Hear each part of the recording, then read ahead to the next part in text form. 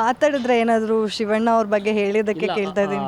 ಇನ್ನೊಂದು ಆಸೆ ಇದೆ, ಈ ಟೈಟ್ಲದು ಸಾಂಗ್ಸ್ ಆಗಿರ್ಬೋದು, ಟೀಸರ್ ಆಗಿರ್ಬೋದು, ಟ್ರೈಲರ್ ಆಗಿರ್ಬೋದು, ಇಲ್ಲ ಪ್ರೀ ರಿಲೀಸ್ ಈವೆಂಟ್ ಆಗಿರ್ಬೋದು, ಎಲ್ಲಾದರೂ ಒಂದು ಕಡೆ ನಾವು ಶಿವಣ್ಣ ಅವ್ರನ್ನ ಕರೆಸಿ ಇದು ಅವ್ರ ಕೈಲಿ ಒಂದು ಏನಾದರೂ ಒಂದು ಲಾಂಚ್ ಮಾಡಿಸಿ ಅವ್ರ ಆಶೀರ್ವಾದ ಪಡಿತೀವಿ. ಈಗ ನಿಮ್ಮ ಧ್ರುವ ಅವ್ರದ್ದು ಕೂಡ ಅಷ್ಟೇ ಸಪೋರ್ಟ್ ಇದೆ. ಈಗ ನ್ಯೂ ಇಯರಿಗೆ ಪೋಸ್ಟರ್ ಕೂಡ ಬಿಡುಗಡೆ ಮಾಡಿದ್ರು.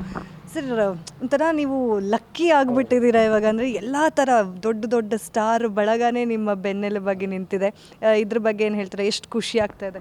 ಇಲ್ಲ, ನನಗೆ ಧ್ರುವ ಸರ್ ಮುಂದಿನ ಏನೇ ದಿನಗಳಲ್ಲಿ ಏನೇ ಇದ್ರು ಹೇಳಪ್ಪ, ಚೆನ್ನಾಗಿ ಬಂದು ಮಾಡಿಕೊಡ್ತೀನಿ.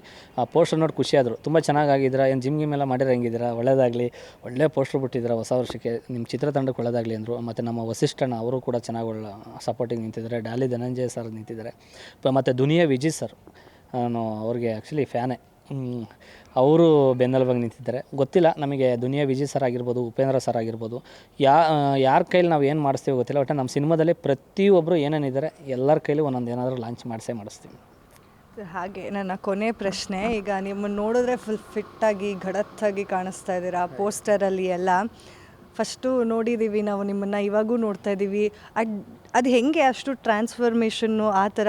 ಅಂದರೆ ತಿನ್ನೋದೆಲ್ಲ ಕಮ್ಮಿ ಮಾಡಿದ್ರ, ವರ್ಕೌಟು? ಫುಲ್ ಡಯಟ್ ಮಾಡಿ 1.25 ವರ್ಷ ಫುಲ್ಲು ರೆಡಿಯಾಗಿ ಈ ಸಿನಿಮಾಕ್ಕೆ ಅಂತಲೇ ತಯಾರಾಗಿದೆ ಮೇಡಮ್. 1-2 ತಿಂಗಳು ಡ್ಯಾನ್ಸ್ ಕಲಿತು, 1-2 ತಿಂಗಳು ಫೈಟ್ ಕಲಿತು, 1.25 ವರ್ಷ ಬರೀ ಜಿಮ್ಮಲ್ಲೇ ಮೊಟ್ಟೆ ಚಿಕನ್ ಬರೀ ಇವೇನೋ ತರಕಾರಿಗಳೆಲ್ಲ ತಿಂದು ಸಾಕಾಗಿದ್ದೀನಿ. ಇವಾಗ ನಾನು ಅಡಿಟ್ ಆಗ್ಬಿಟ್ಟಿದ್ದೀನಿ. ನಾನು ಊರಿಗೆ ಹೋದ್ರೂ ಜಿಮ್ ಹುಡುಕ್ತಾ ಇದ್ದೀನಿ ಮೇಡಮ್. ಆ ಥರ ಎಣ್ಣೆಗೆ ಅಡಿಟ್ ಆಗ್ತಾರಲ್ಲ ಹಂಗೆ ಜಿಮ್ ಇಲ್ದೆಲ್ಲ ನಾನು ಬದುಕಲ್ಲ ಮೇಡಮ್. ಆ ಪರಿಸ್ಥಿತಿಯಲ್ಲಿ ಇದ್ದೀನಿ ಇವತ್ತು. ಅಂದರೆ ಫುಲ್ ಇವಾಗ ಫಿಟ್ ಆ್ಯಂಡ್ ಫೈನು. ಆಮೇಲೆ ನಾವು ಫಿಟ್ ಇದ್ರೆ ಸಾಲದು, ಅದ್ರ ಜೊತೆ ಪರ್ಫಾರ್ಮೆನ್ಸು ಚೆನ್ನಾಗಿರಬೇಕು.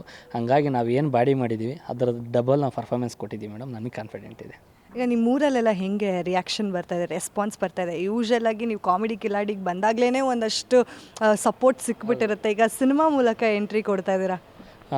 ಎಲ್ಲರ ಕಡೆಯಿಂದ ಸಪೋರ್ಟ್ ಇದೆ. ಊರ ಕಡೆಯಿಂದ, ಸ್ನೇಹಿತರ ಕಡೆಯಿಂದ, ನಮ್ಮ ಮನೇಲಿ ವೈಫು ಮತ್ತು ನಮ್ಮ ತಾಯಿ ಎಲ್ಲ ಪ್ರತಿಯೊಂದು ನಮ್ಮ ಕಾಮಿಡಿ ಕ್ರಿಯೇಟಿವ್ ಸರ್ಕಲ್ ಪೂರ್ತಿ ಏನಿದ್ದಾರೆ ಅವರೆಲ್ಲ ನಮ್ಮ ಜೀ ಕನ್ನಡ ಸಪೋರ್ಟಿಗೆ ನಿಂತಿದೆ. ನಮ್ಮ ಶರಣಯ್ಯ ಸರ್, ಗಡ್ಡ ಸತಿ ಸರ್ ಎಲ್ಲರೂ ಕೂಡ ಸಪೋರ್ಟಿಗೆ ನಿಂತಿದ್ದಾರೆ.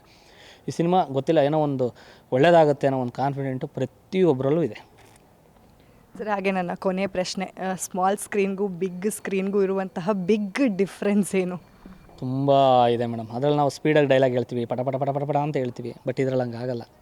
ಅನುಭವಿಸಿ, ಸಿನಿಮಾಗೆ ಏನು ಬೇಕು ತುಂಬ ಭಾವಿಸಿ, ಜೀವಿಸಿ, ಆ ಸಿನಿಮಾನ ಭಾವಗಳನ್ನು ತಿಳ್ಕೊಂಡು ಚೆನ್ನಾಗಿ ಉಚ್ಚಾರಣೆಗಳು ಮಾಡಬೇಕು ಪದಗಳನ್ನ. ಅಲ್ಲಿ ನಾವು ಸ್ಪೀಡಾಗಿ ಟಪ ಟಪ ಟಪ ಅಂತ ಹೇಳ್ಬಿಡ್ತೀವಿ. ಅಲ್ಲಿ ಅದಕ್ಕೆ ಬೇಕು, ಆ ಥರನೇ ಹೇಳ್ಬೇಕು, ಹಂಗಿದ್ರೆ ಕಾಮಿಡಿ. ಬಟ್ ಸಿನಿಮಾಕ್ಕೆ ಹಂಗೆ ಆಗಲ್ಲ. ಬೇರೆನೇ ಏನೋ ಕೊಡಬೇಕು ಅಂತ ತುಂಬ ಚೆನ್ನಾಗಿ ನಮ್ಮ ಡೈರೆಕ್ಟರ್ ಸರ್ ಚೆನ್ನಾಗಿ ತೆಗ್ಸಿದ್ದಾರೆ. ಓಕೆ, ನೋಡಿದ್ರಲ್ಲ ಸರ್, ನಿಮ್ಮ ಸಿನಿಮಾಗೆ ಒಳ್ಳೆಯದಾಗಲಿ. ಈಗ ಏನು ನೀವು ಕುಲದಲ್ಲಿ ಕೀಳ್ಯಾವುದು ಅನ್ನೋ ಒಂದು ಸಿನಿಮಾ ಮೂಲಕ ಬರ್ತಾ ಇದ್ದೀರಾ, ನಿಮಗೆ ಕೆರಿಯರ್ಗೆ ಒಳ್ಳೆಯದಾಗಲಿ. ಹಾಗೆ ಇನ್ನೂ ಸಾಕಷ್ಟು ಹಿಟ್ ಸಿನಿಮಾಗಳನ್ನು, ಕಮರ್ಷಿಯಲ್ ಸಿನಿಮಾಗಳನ್ನು ನಮ್ಮ ಕನ್ನಡಕ್ಕೆ ಕೊಡಿ. ನೋಡಿದ್ರಲ್ಲ, ಇದೇ ಹೊತ್ತಿನ ಸ್ಪೆಷಲ್ ಸ್ಟೋರಿ. ಇದಾಗಿತ್ತು ಮನು ಅವರ ಮಾತು. ಗ್ಯಾರಂಟಿ ನ್ಯೂಸ್, ಸುದ್ದಿ ಖಚಿತ, ನ್ಯಾಯ ನಿಶ್ಚಿತ.